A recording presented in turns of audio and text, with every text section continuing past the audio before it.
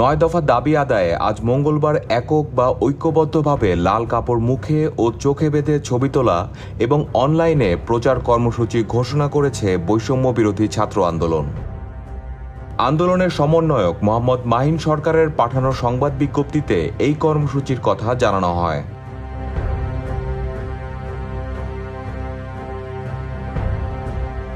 বিজ্ঞপ্তিতে বলা হয়, চলমান কোটা সংস্কার আন্দোলনে দেশজুড়ে সাধারণ শিক্ষার্থীদের যৌক্তিক দাবিকে কেন্দ্র করে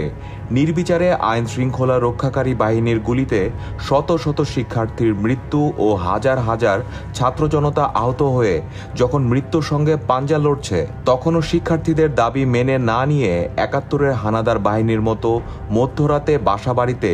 রেড ব্লকের মাধ্যমে নিরপরাধ শিক্ষার্থীদের তুলে নিয়ে রিমান্ডের মাধ্যমে মধ্যযুগীয় কায়দায় বর্বর নির্যাতন চালানো হচ্ছে। বিজ্ঞপ্তিতে আরও বলা হয়, রাষ্ট্রীয় বাহিনীর গণহত্যা ও নির্যাতনের বিচার না করে সাধারণ শিক্ষার্থীদেরকে নিয়ে প্রতিদিন যে নির্মম উপহাস করা হচ্ছে, তার প্রতিবাদে শিক্ষার্থীদের দাবি আদায়ের লক্ষ্যে দেশব্যাপী শোক প্রত্যাখ্যান করে লাল কাপড় মুখে ও চোখে বেঁধে ছবি তোলা এবং অনলাইনে ব্যাপক প্রচার কর্মসূচি করার জন্য অনুরোধ করছি।